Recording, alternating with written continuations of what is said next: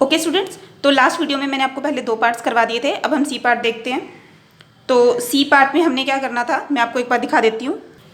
C part में मुझे एक त्रिभुज एक्स वाई जेड यानी ट्राइंगल एक्स वाई जेड बनाना है, जिसमें वाई एल एक शीर्ष लंब तो हो, लेकिन वो हमारे ट्राइंगल के एक्सटीरियर पार्ट यानी कि बाहर वाले हिस्से में है। ठीक है, अब ये हम कैसे ड्रॉ करते हैं ये मैं आपको दिखाती हूँ। ये देखो बच्चों, मैंने ट्राइंगल बनाई है एक्स वाई जेड। ठीक है, अब देखो मैंने वाई जेड की लाइन को थोड़ा सा टिल्ट यानी टेढ़ा किया है। अब ये मुझे दिख रहा है कि मैं वाई से अगर यहाँ पे कोई भी पॉइंट लूँ, ठीक है, और एल्टीट्यूड ड्रॉ करने की कोशिश करूँ, देखो बच्चों वो होगा ही नहीं। अब मैं आपको करके दिखाती हूँ। देखो ऐसी ऐसी सी लाइनें आएंगी, ये जस्ट मैं आपको शो कर रही हूँ, आपको ये सब बनानी नहीं है। आप बताओ कि आपको देखने में ये एंगल या ये एंगल ये आपको लग रहे हैं 90 डिग्री? नहीं लग रहे ना। इसका मतलब एक बात कंफर्म होगी कि इस ट्राइंगल में वाई से जो मैं एल्टीट्यूड यानी कि शीर्षलंब बनाऊंगी वो मैं अंदर की तरफ नहीं बना सकती। मैंने क्या करा, एक्स जेड जो मेरे पास साइड थी मैंने इसे पीछे की तरफ एक्सटेंड किया है। ठीक है, तो इसे मैंने पीछे की तरफ एक्सटेंड किया है और फिर मैंने वाई से यहाँ पे ड्रॉ किया है। वाई एल ये मेरा क्या है, एल्टीट्यूड। ये जो पेंसिल वाली लाइन्स मैंने ड्रॉ की हैं ये आपको फेयर कॉपी में ड्रॉ नहीं करनी है। ओके, तो बच्चों अब चलो हम एक्सरसाइज नंबर 6.2 स्टार्ट करते हैं। ठीक है, तो हमारा जो फर्स्ट क्वेश्चन है वो है निम्न आकृतियों में अज्ञात बाह्य कोण। बाह्य कोण यानी मैंने आपको कल भी बताया था क्या कहते हैं हम इसे, एक्सटीरियर एंगल। एक्सटीरियर एंगल, ठीक है। तो एक्सटीरियर एंगल एक्स का मान ज्ञात कीजिए। मान मतलब वैल्यू आपको फाइंड करनी है। सही है, अब ये देखो हमने कल एक्सटीरियर एंगल प्रॉपर्टी की थी। एक्सटीरियर एंगल प्रॉपर्टी हमारी क्या थी कि अगर आप एक ट्राइंगल बनाते हो तो जो हमारे पास एक्सटीरियर एंगल बनता है यानी कि बाह्य कोण बनता है वो हमारे ट्राइंगल के अंदर वाले इंटीरियर ऑपोजिट एंगल्स जो हैं इनके सम के बराबर होता है, यानी कि इनके योग जोड़ के बराबर होता है। ठीक है, देखो आपके पास बच्चों कोई भी ट्राइंगल दियो, आप हमेशा उसे अपनी तरफ से कोई ना कोई नाम दे सकते हैं। तो मैं अपनी ट्राइंगल को ABC कह दूँ, आप कुछ भी कह सकते हैं, ABC।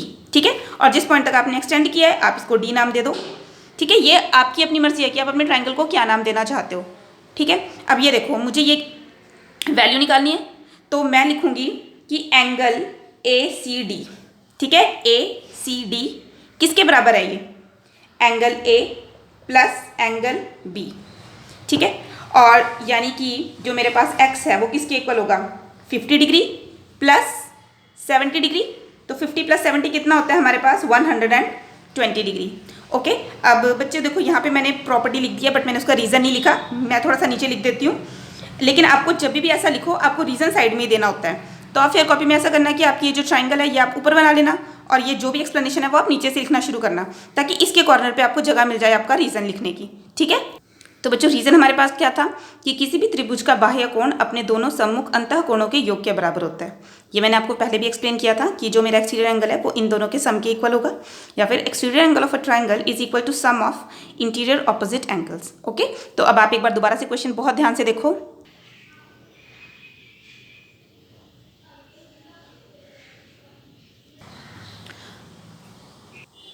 तो ओके स्टूडेंट्स, अब हम अपना नेक्स्ट क्वेश्चन शुरू करते हैं। निम्न आकृतियों में अज्ञात अंतः कोण x का मान ज्ञात कीजिए। अज्ञात यानी कि अननोन वैल्यू, अंतः मतलब अंतः कोण मतलब इंटीरियर एंगल। ठीक है, x का मान यानी वैल्यू ज्ञात कीजिए यानी कि फाइंड कीजिए। तो ये फिगर मुझे दे रखी है क्वेश्चन में। ठीक है, आप सभी से ध्यान से देख सकते हैं। तो मैंने इस ट्राइंगल को, मैंने आपको पहले भी बताया कि हम हमेशा ही अपने ट्राइंगल को कोई ना कोई नाम दे सकते हैं। ठीक है, तो मैंने इसको क्या नाम दिया है, ABC, और जिस पॉइंट तक एक्सटेंड किया है इसे मैंने नाम दिया है D। ठीक है, अब देखो ये बात अभी मैंने आपको लास्ट क्वेश्चन में भी एक्सप्लेन की है कि जो भी मेरे पास एंगल ACD है वो angle A plus angle B के बराबर होगा, यानी कि 115 degree is equal to 50 degree. क्यों, क्योंकि एंगल A मेरा कितना है, 50 डिग्री प्लस एंगल B किसके इक्वल है, x। तो 115 degree minus 50 degree it is equal to x। ठीक है, तो माइनस कर लो, माइनस करके क्या आंसर आ रहा है मेरे पास,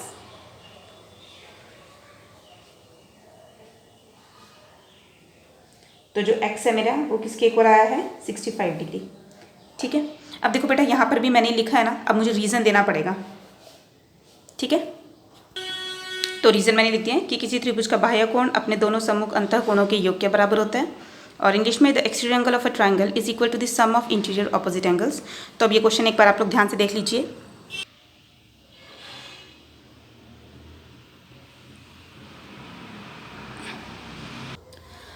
तो चलो स्टूडेंट्स, अब हम अपनी नेक्स्ट एक्सरसाइज शुरू करते हैं। तो नेक्स्ट एक्सरसाइज हमारी है एक्सरसाइज नंबर 6.3।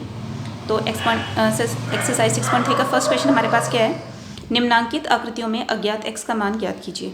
अज्ञात का क्या मतलब होता है? अननोन। ठीक है, तो ये मैं यहाँ लिख देती हूँ, अननोन, मान मीन्स वैल्यू, ज्ञात कीजिए मीन्स फाइंड। ठीक है, तो हमें क्या करना है? देखो, हमें ABC एक ट्राइंगल दिया है और हमें ये जो x है हमसे इसकी वैल्यू पूछी गई है। ठीक है, तो बच्चों देखो, मैंने आपको पहले भी एक्सप्लेन किया है कि जो हमारे पास एक ट्राइंगल है उसके जो तीनों इंटीरियर एंगल्स हैं, इंटीरियर एंगल्स मतलब this and this, angle A, angle B and angle C, इन तीनों का जो सम है वो क्या होता है? 180 डिग्री के इक्वल होता है ना? ये प्रॉपर्टी मैं आपको बता चुकी हूँ। ठीक है, तो angle A plus angle B plus angle C it is equal to 180 degree, angle A plus angle B plus angle C equal to 180 degree. देखो बच्चे, ज्योमेट्री में हमारे पास जो रीज़न देना है ना वो बहुत ज़्यादा इंपॉर्टेंट है, तो आपको रीज़न ज़रूर देना है, उसके बिना टीचर ने आपको नंबर नहीं देने। ठीक है, तो त्रिभुज की तीनों कोणों की मापों का योग 180 डिग्री होता है, या फिर the sum of all angles of a triangle is 180 degree.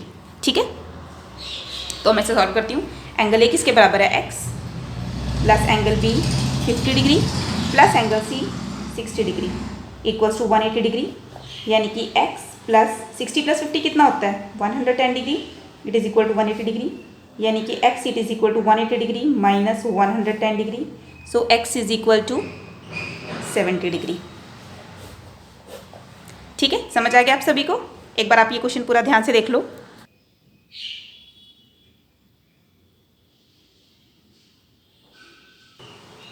तो बच्चों, अब हमारे पास जो नेक्स्ट क्वेश्चन है वो क्या है?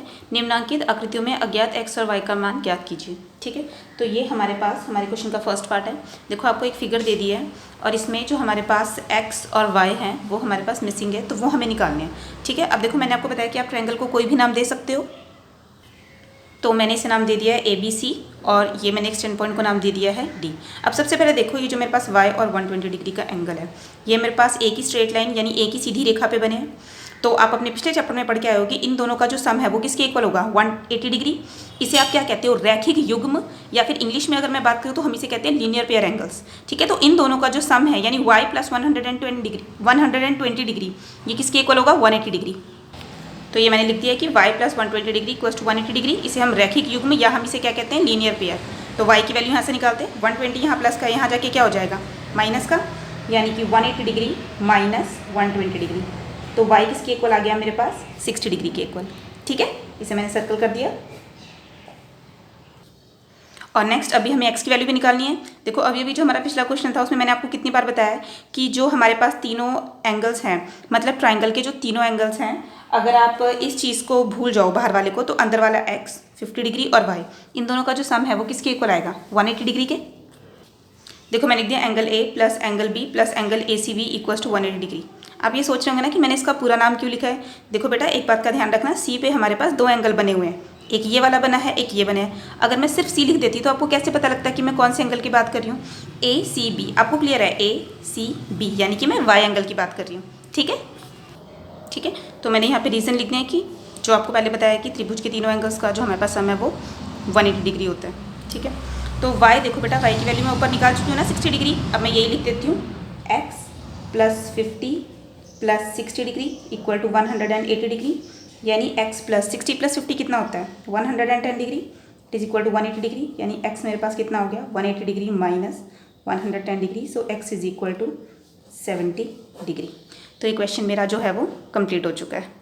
ठीक है, अब आप इस क्वेश्चन को एक बार ध्यान से देख लीजिए।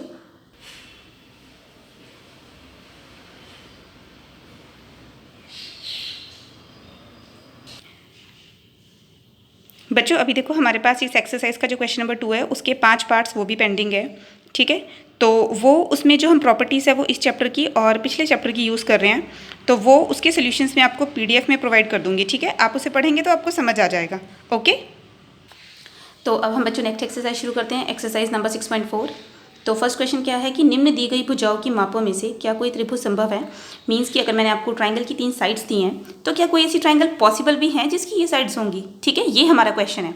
अब आपको पता है कि मैंने आपको पहले जो प्रॉपर्टी बताई थी उसमें मैंने आपको क्या बताया था कि जो any side of A triangle है, ठीक है, मतलब कि जो भी ट्राइंगल की आपकी कोई एक साइड है और आपकी जो बची हुई 2 साइड्स हैं, तो अगर आप बची हुई 2 साइडों को प्लस करो तो उसका जो आंसर है वो हमेशा तीसरी साइड से क्या आना चाहिए, बड़ा आना चाहिए। अब देखो मैं चेक करती हूँ मेरे पास क्या क्या पॉसिबिलिटीज़ हैं। सबसे पहले मैंने चेक किया कि 2 + 3, देखो 2 + 3 क्या आएगा, 5 है ना। ये तो हमारी तीसरी भुजा के बराबर ही आ गया। लेकिन मेरी प्रॉपर्टी क्या थी कि अगर मैं 2 साइड्स को यानी कि अगर 2 भुजाओं को प्लस करूँ तो उसका जो भी आंसर आएगा वो इससे बड़ा होना चाहिए। अब 5 के बराबर है, 5 इससे बड़ा नहीं है। इसका मतलब ये हुआ कि ऐसी कोई भी त्रिभुज संभव नहीं है। अब देखो बच्चों, मुझे जो सेकंड पार्ट था वहाँ पे मुझे 3 साइड दी थी, 3 सेंटीमीटर, 6 सेंटीमीटर एंड 7 सेंटीमीटर। मैंने क्या करा, पहले मैंने 3 + 6 चेक किया, वो किसके इक्वल आ रहा है, 9। अब जो 9 है वो 7 से बड़ा है। देखो ये जो बड़ा वाला साइन है वो मैंने 9 की तरफ लगाया है, ठीक है, सही है। अब मैंने 6 और 7 को प्लस करा, 6 7 प्लस करके किसके इक्वल आ रहा है, 13 के इक्वल। और जो 13 है वो डेफिनेटली थर्ड साइड यानी 3 से बड़ा है, ये भी सही है। अब मैंने 3 और 7 को प्लस करा तो 10 आ रहा है और ये 6 से बड़ा है यानी कि ये भी सही है। तो जो मेरी प्रॉपर्टी थी कि अगर मैं ट्राइंगल की किन्हीं भी 2 साइड्स को प्लस करूं तो उसका जो भी आंसर है वो मेरा थर्ड साइड से बड़ा आना चाहिए, ऐसा हो रहा है। यानी कि हाँ, yes, this triangle is possible. तो बच्चों इसी के साथ देखो जो हमारी एक्सरसाइज नंबर 6.4 है उसका भी जो इंपॉर्टेंट क्वेश्चन था वो मैंने आपको करा दिया है। बाकी जो क्वेश्चंस है उसके सॉल्यूशंस मैं आपको पीडीएफ में प्रोवाइड कर दूंगी, वो आपको पढ़ के समझ आ जाएंगे, ठीक है। तो अब इसके साथ हमारा ये चैप्टर पूरा हो चुका है। आई होप कि आपको ये समझ आया है, ठीक है। आप अपने ये सभी कॉन्सेप्ट्स अच्छे से रिवाइज कीजिए एंड ऑल द बेस्ट।